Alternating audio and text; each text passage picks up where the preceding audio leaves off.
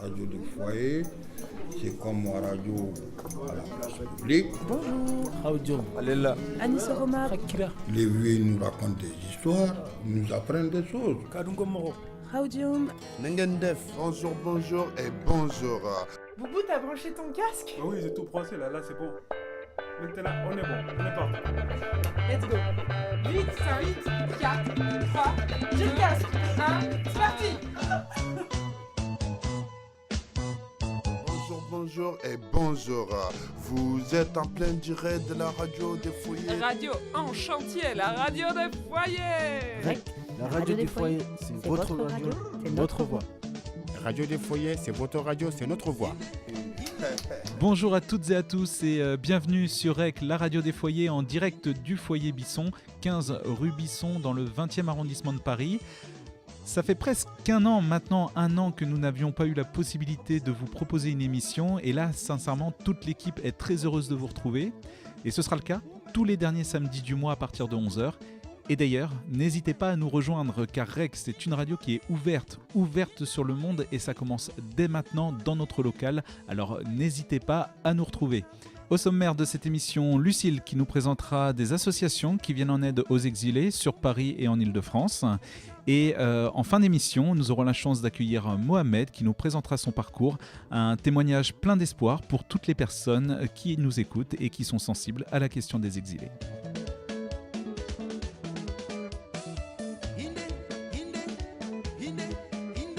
Un point d'actualité pour commencer, le ministre de l'Intérieur Gérard Collomb a présenté son projet de loi sur l'asile et l'immigration mercredi 21 février dernier en Conseil des ministres à l'Élysée à Paris.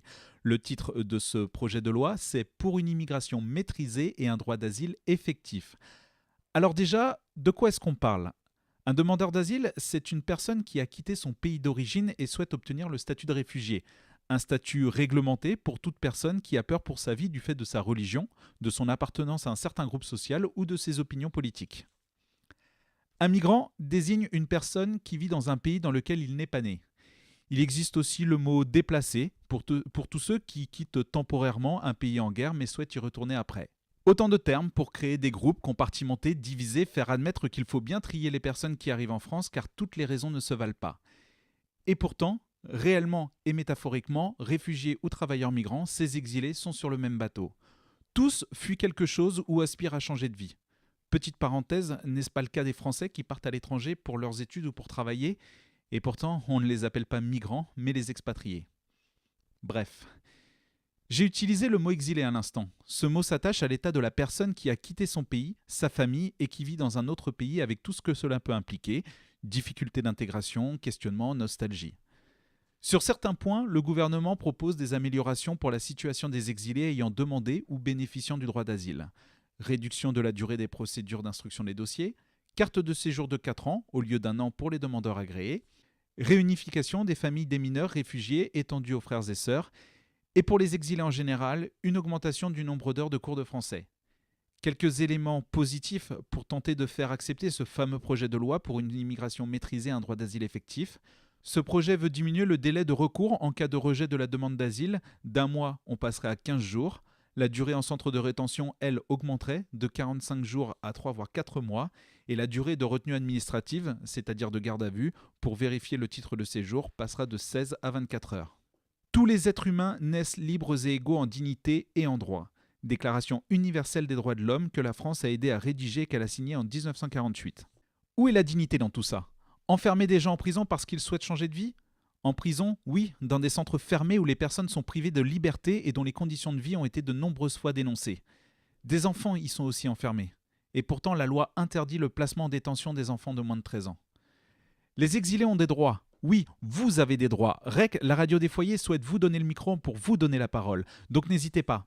Vous avez des droits et de nombreuses associations, notamment sur Paris et en Île-de-France, existent. Et c'est justement ce dont tu vas nous parler, Lucille.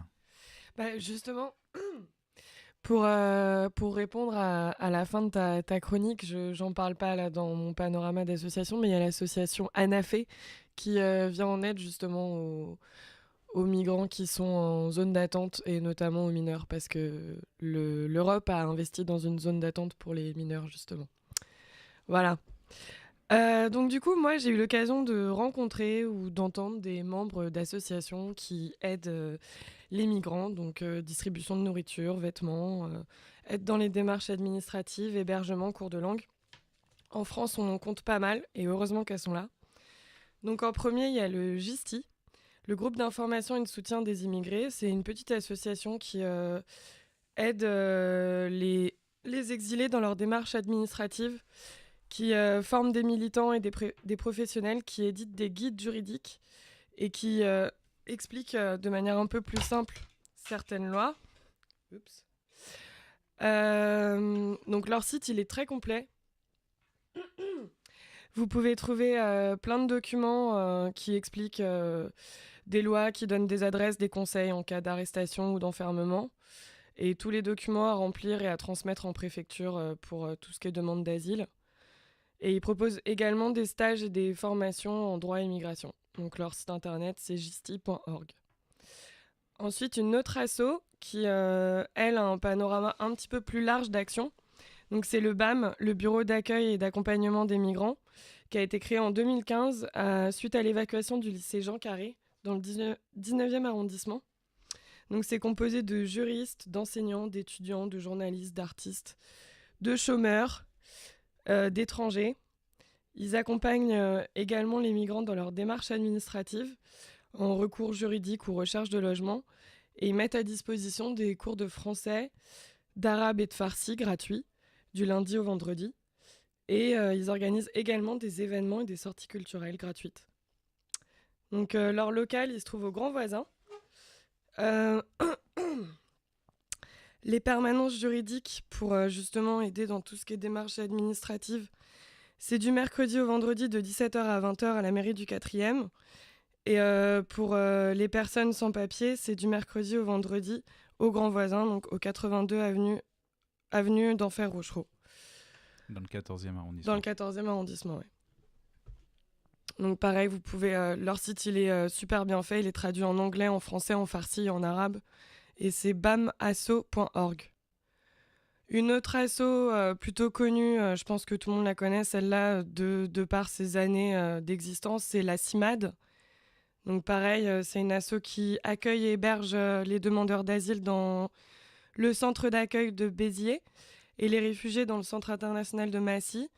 Elle est également présente dans 8 centres de rétention administrative pour accompagner et aider les personnes enfermées.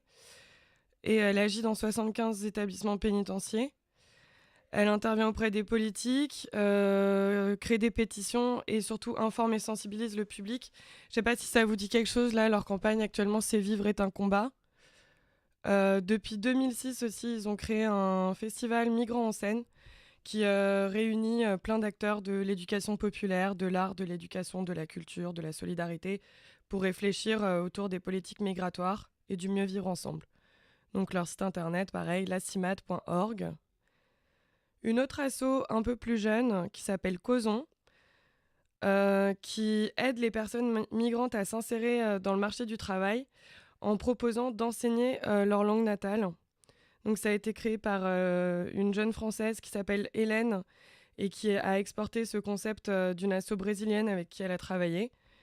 Donc ce qui est super avec Causons, c'est que du coup, ouais, ça favorise le partage, l'interculturalité, parce qu'ils organisent aussi des dîners festifs le samedi autour d'un pays. Et donc là, en ce moment, il y a 3 modules de cours donc pour apprendre l'arabe. C'est enseigné par Tibri, une jeune soudanaise. Donc les 3 modules de cours, c'est soit le dimanche soir, soit le jeudi midi pour les débutants et le mardi soir pour les intermédiaires. Et tous les cours ont lieu dans le 18e et ils sont à 15 € l'unité. Donc pour plus d'informations, n'hésitez pas à contacter Hélène via la page Facebook Causons. Et pour finir, une association avec qui j'ai fait un peu de bénévolat et grâce à qui j'ai rencontré Mohamed. Donc c'est Entraide citoyenne, qui a été créée en 2011 par un groupe d'internautes et qui est devenue une association d'intérêt général en 2013, qui a commencé par faire des maraudes auprès des SDF et qui ensuite a mis en place des distributions de nourriture auprès des réfugiés à Porte de la Chapelle, car leur stock, leur siège social est juste à côté de la Porte de la Chapelle. Donc tous les samedis soirs, ils organisent des maraudes dans Paris auprès des SDF et des réfugiés. Et ils mettent en place aussi des ateliers d'initiation au français. Donc là, actuellement, ils sont en recherche active de couverture, de sacs de couchage et de nouveaux bénévoles. Donc n'hésitez pas à les contacter sur leur site internet entraide-citoyenne.org. Voilà. Merci beaucoup Lucille. Je vais juste compléter également avec, pour ceux qui habitent le 20e ou qui en tout cas qui sont dans les alentours, il y a aussi la permanence juridique que propose le Centre social Le Relais Ménilmontant tous les mercredis soirs. Donc une permanence vraiment ciblée sur le droit des étrangers avec des personnes qui font partie du collectif RESF, Réseau Éducation Sans Frontières, ainsi que de la CIMAD. Dans un instant, nous aurons le plaisir d'écouter Mohamed qui nous parlera de son parcours, mais juste avant une petite pause musicale avec un titre de Kerry James sorti en 2012, Lettre à la République, dans lequel il dénonce effectivement le racisme d'État et toute l'emprise existante encore de la France dans certains pays d'Afrique.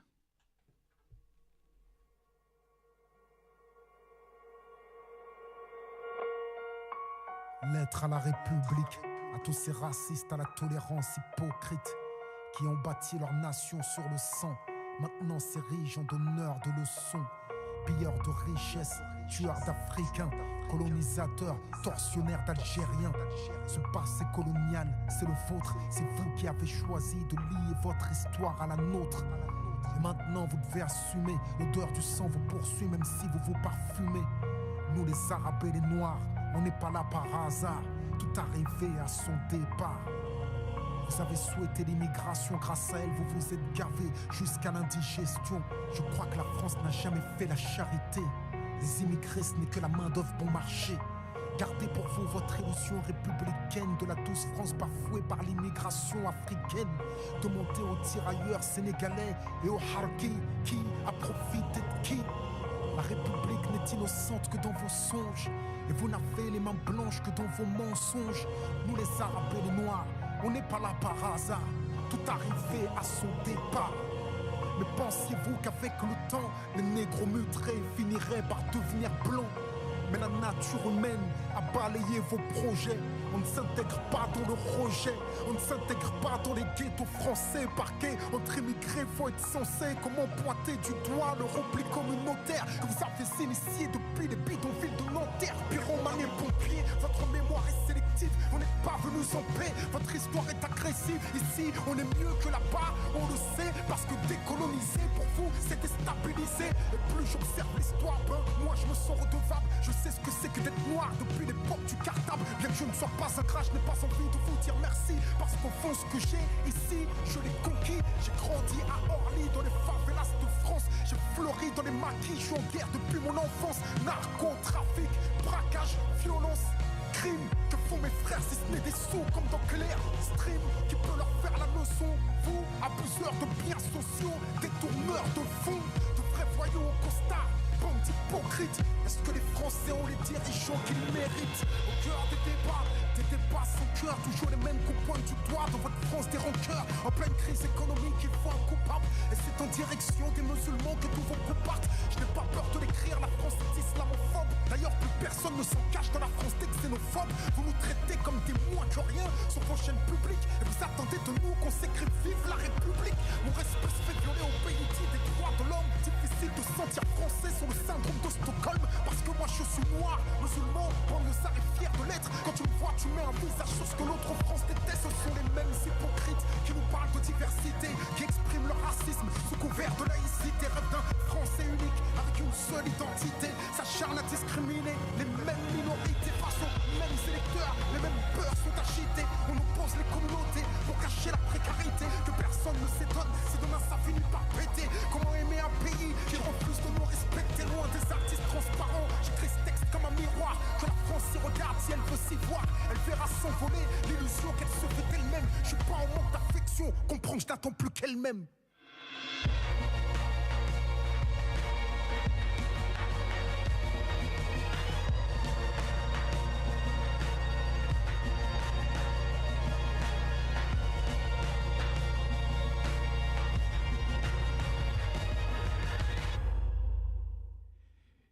Kerry James, Lettre à la République à l'instant sur REC, la radio des foyers, que vous pouvez actuellement écouter sur recradiodesfoyers.org. Comme je vous l'avais dit tout à l'heure, nous avons Mohamed avec nous qui va nous parler de son parcours et qui sera interviewé donc, par Lucille.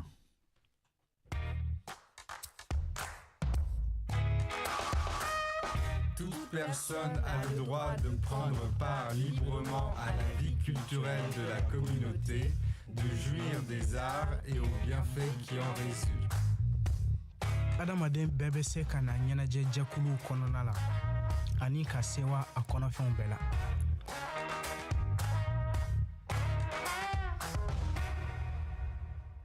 Salut Mohamed. Bonjour. Ça va? Ça va et vous? Ça va. Dis-moi alors, ça fait combien de temps que tu es arrivé à Paris, enfin en France? Je suis arrivé en France au mois d'avril 2016. Ok. Et est-ce que tu parlais français quand tu es arrivé? Non, j'ai appris le français ici en France. En fait, maintenant, je suis en train d'apprendre le français. D'accord. Tu t'apprends par quel moyen le français? J'apprends le français. J'ai d'abord commencé auprès de l'association BAM. J'ai appris les bases. Et petit à petit, un ami qui m'a mis en contact avec l'association Colonne. Et je suis aussi les cours de français de Entraide citoyenne. Et un peu plus tard, oui, l'association Colonne, elle nous a emmenés à Paris 7, à l'association à Paris 7, à l'université. On apprend cours de français à l'objectif universitaire. Ok, super. Du coup, tu vas à l'université tous les jours pour apprendre le français? Non, je vais deux fois par semaine, oui. Ok, bah, c'est génial. Donc, tu as fait beaucoup de rencontres en France, enfin de bonnes rencontres? Oui, heureusement, quand je suis arrivé en France, oui, j'ai vu qu'il y a de la solidarité. D'abord, il y a des bénévoles qui m'ont hébergé pendant quelques mois et un peu plus tard, l'association Colonne, là en ce moment, elle m'héberge grâce à le membre de l'association. J'habite avec eux, ils m'hébergent pour le moment. D'accord. Oui. Et la toute première association que tu as rencontrée, c'était Entraide citoyenne, c'est ça qui t'ont permis aussi de... Oui, Entraide citoyenne, oui.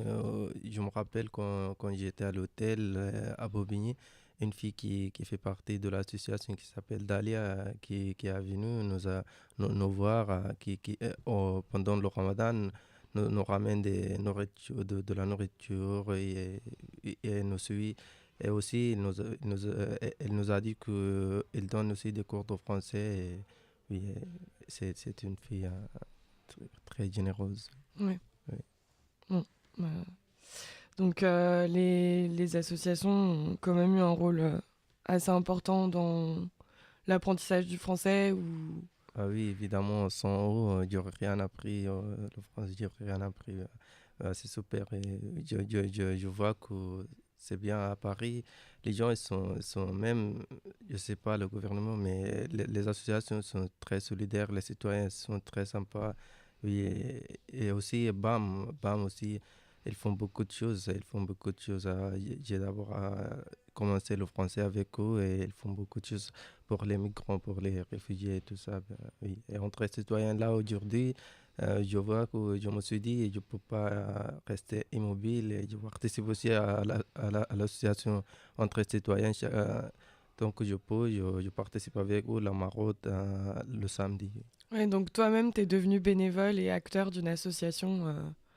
Oui, je vois que l'entraide c'est vital, on a besoin les uns des autres pour exister. Donc je me suis dit je peux pas rester indifférent et c'est important d'aider les autres. Oui. Oh bah oui, l'engagement citoyen est super important pour faire bouger les choses, je suis d'accord. Et est-ce qu'actuellement tu as un projet Oui, pour l'instant, je suis en train d'apprendre le français, mais aussi je suis réfugié, j'ai le droit de travailler.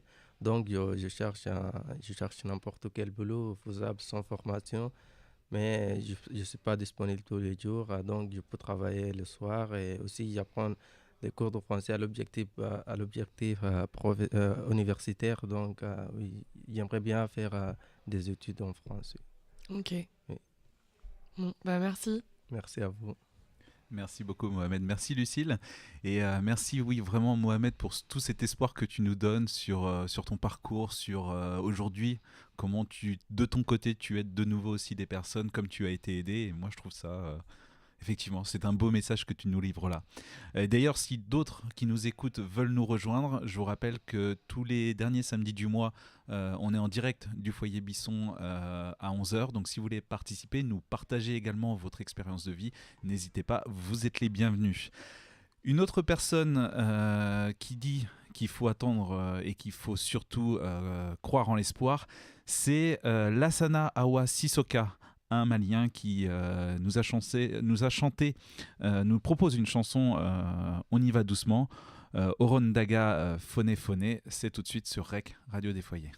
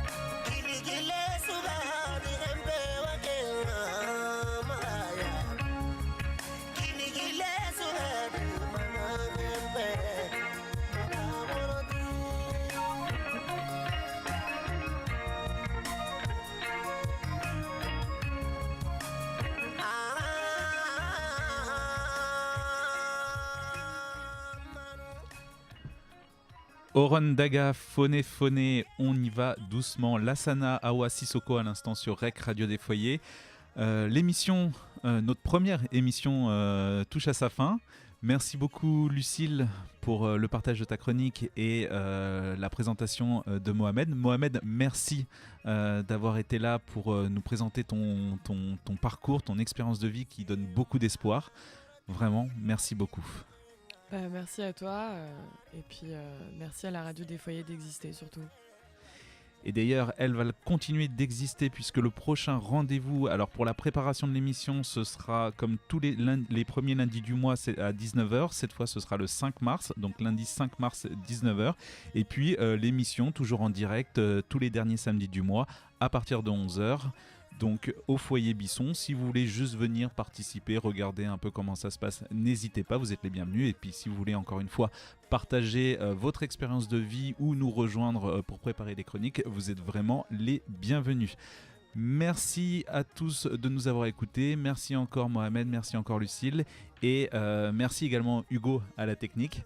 Et nous vous souhaitons une excellente journée et à bientôt. Salut. Korondaga fonne fonne le munu korondaga fonne